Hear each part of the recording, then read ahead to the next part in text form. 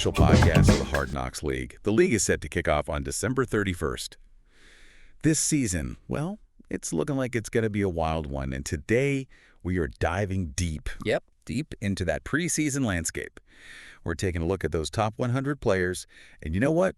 We're focusing on you. Yeah. You, the managers.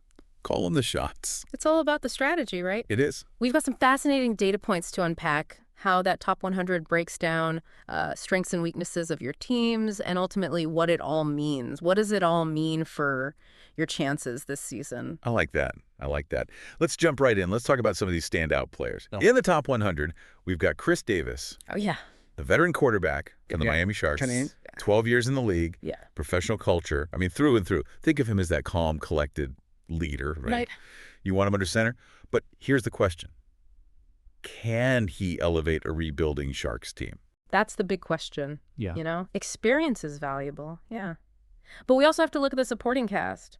Are the Sharks ready to rally around Davis and make a playoff push? Good point. Okay. So that's a veteran presence. Let's talk about a young gun making waves. Right. Terrence Johnson. Yeah. Wide receiver for the Minnesota Polar Bears. Only 23 years old. Explosive talent. Wow.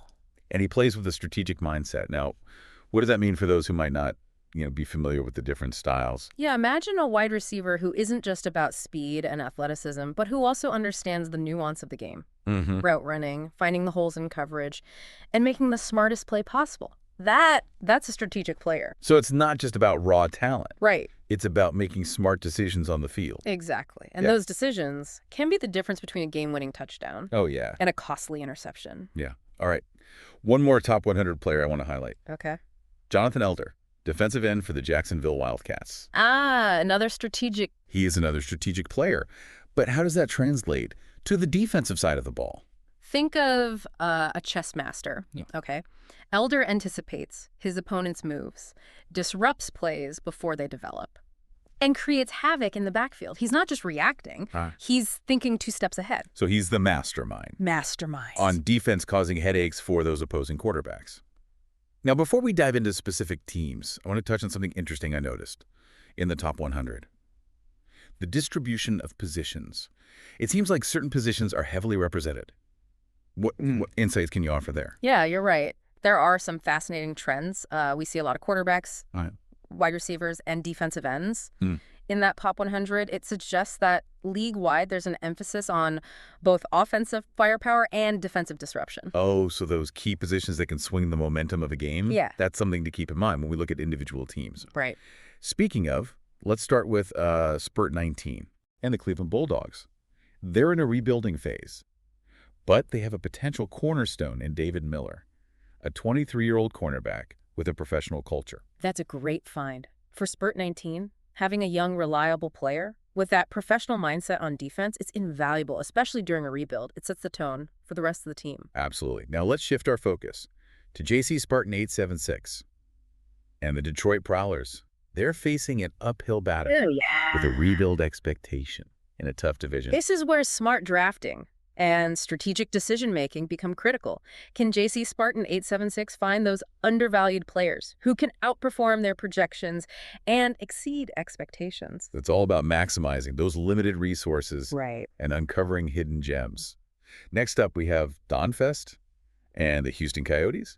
They're an interesting case. The highest chemistry match in the league at 52%, but they've taken a hit. Managed 0.82 culture progression. That's the tightrope. They'll be walking all season. High chemistry can lead to great on-field synergy, but if they're not careful, that negative culture progression could derail their momentum. So keeping those personalities in check and fostering a positive environment. Yeah. It's key for Donfest. Yeah. Now let's talk about Saigon and the Los Angeles Griffins. A win now expectation, All right. but a slight Midic 0.11 culture progression hit. Can they overcome that? They have a solid foundation, but Saigon needs to be mindful of that culture trend. It might be worth considering some veteran players with strong professional cultures to help stabilize that locker room. Yeah, it's a balancing act for sure. Building a winning team, it isn't just about talent. It's about creating the right environment for that talent to flourish. Okay, so we've covered a couple of teams with very different situations. Next up is Smoothie Right. and the Seattle Kings, another rebuild team, with a player to watch, OLB Patrick Moore. He's got that energetic play style, which could be a real spark for a team looking to shake things up. Absolutely. And think about the impact an energetic player can have, especially on defense. They bring that relentless intensity, that contagious enthusiasm that can lift the entire team. So even if the Kings aren't expected to win it all this year, they can still make some noise, cause some upsets. Exactly. They could be a real headache for teams that might underestimate them. Now, last but certainly not least, we have minus the Mat and the Tampa Bay Pirates.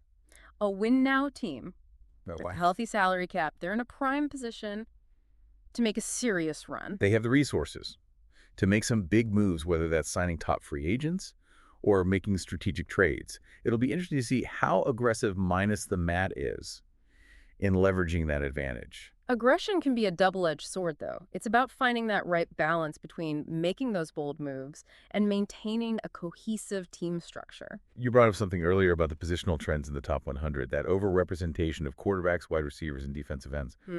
Why are these positions so crucial? Think about the flow of the game, okay?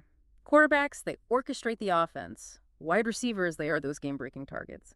And defensive ends can wreak havoc on the opposing quarterback, disrupting that entire offensive rhythm. So it's about controlling the tempo and making those big plays. That can shift the momentum. Exactly. And for you, the managers, understanding these trends can inform your draft strategy.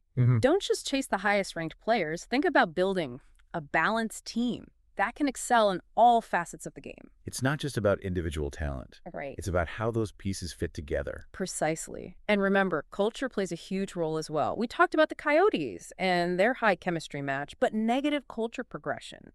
You need to find players who not only complement each other's skills, but also create a positive and productive team environment. It's like building a puzzle, finding those pieces that fit together perfectly.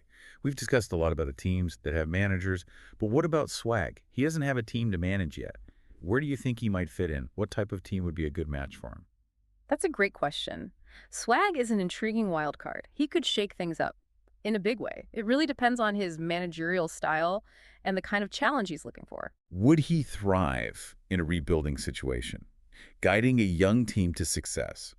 Or would he prefer a team that's ready to win now, where he can make those strategic moves to push them over the top? He could be a game changer for a team that's willing to take a chance on him, a team that needs a fresh perspective and a bold leader. It'll be fascinating to see where he lands and how he impacts the league. All right, so before we wrap things up, any final thoughts for our listeners as they gear up for what promises to be an epic season? Well, I think we've covered a lot of ground today. We have. From individual player analysis to team dynamics and those league-wide trends. But the key takeaway here, knowledge is power. Use the data available to you. Analyze it, strategize, and you know what? Don't be afraid to trust your instincts. I love that. Don't be afraid to make those bold moves. Go against the grain if you think it'll give you an edge. Exactly. And one final thought, this is a game of adjustments. Oh, yeah. The landscape is constantly shifting, so stay adaptable, stay informed, and most importantly, have fun with it. Couldn't have said it better myself. The Hard Knocks League, it kicks off on December 31st. So get those rosters finalized, those draft boards prepped, and be ready to make some strategic magic happen. And don't forget to join the conversation. Yes. Head over to our forums, our social media, and share your predictions. Which non-CPU managed team do you think is poised for a surprise playoff run? Let us know. We'll be watching closely to see who emerges as the contenders. Until then, happy strategizing. And we'll catch you next time for another deep dive into the Hard Knocks League.